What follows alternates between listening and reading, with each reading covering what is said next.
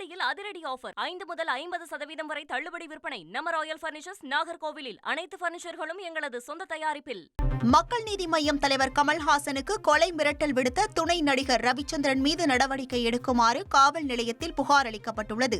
சமீபத்தில் நடிகர் சூர்யாவின் அகரம் பவுண்டேஷன் 15வது ஆண்டு நிறைவு விழா நடைபெற்றது. இந்த விழாவில் பங்கேற்ற கமல்ஹாசன் பேசிய கருத்துக்கு எதிர்ப்பு தெரிவித்து துணை நடிகர் ரவிச்சந்திரன் யூடியூப் சேனல் நேர்காணலில் கமல்ஹாசனுக்கு கொலை மிரட்டல் விடுத்தார்.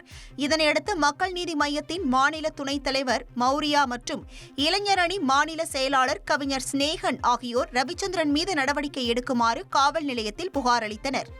இன்னைக்கு கல்வியை அனைத்து மக்களுக்கும் போய் தடுக்காம சில சக்திகள் இங்க தடுத்துக்கிட்டே இருக்கு.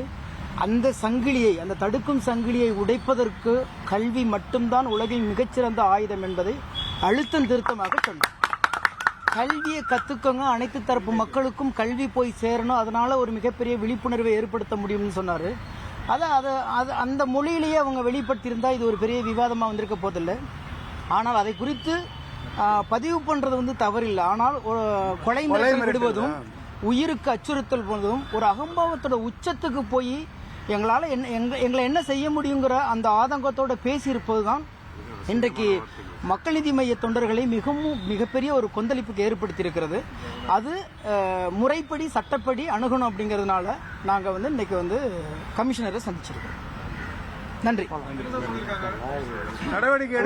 உடனடியாக நடவடிக்கை எடுக்கிறேன்னு சொல்லியிருக்காங்க.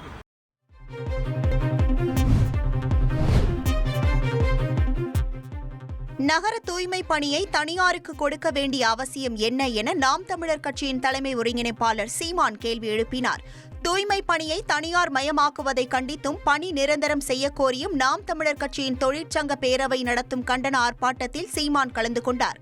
பின்னர் செய்தியாளர்களிடம் பேசிய சீமான் 12 ஆண்டுகளுக்கு மேல் வேலை செய்பவர்களை பணி நிரந்தரம் செய்வதில் உள்ள இடையூறு என்ன என்று கேள்வி எழுப்பினார்.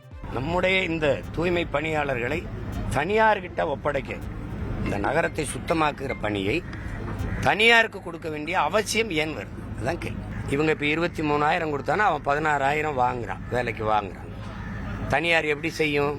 எந்த மாதிரி செய்யும்? ஒரு குப்பை அள்ளுறத கூட தனியாருக்கு கொடுத்துட்டு உங்களுக்கு என்ன வேலை?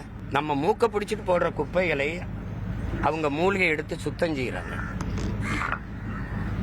நீங்க பால் விற்கிறவன பால்காரங்கிறீங்க, காய்கறி விற்கிறவன காய்கறிக்காரங்கிறீங்க, அப்படிதானே சொல்றீங்க?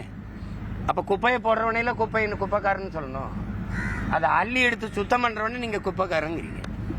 இது எப்படிப்பட்ட சமூக கட்டமைப்பு? இப்ப நீங்க தனியாருக்கு கொடுத்தா என்ன நடக்கும்? அவங்க பணி நிரந்தரம் கேட்குறாங்க. பணி நிரந்தரம் செய்யறதுல 12 ஆண்டுகளுக்கு மேல வேலை செஞ்சுட்டாங்க. பணி நிரந்தரம் செய்யறதுல இருக்கிற இடையூறு என்ன? ஆடியில் அதிரடி ஆஃபர் 5 முதல் 50% வரை தள்ளுபடி விற்பனை. நம்ம ராயல் பர்னிச்சர்ஸ், நாகர்கோவிலில். அனைத்து பர்னிச்சர்களும் எங்களது சொந்த தயாரிப்பில்.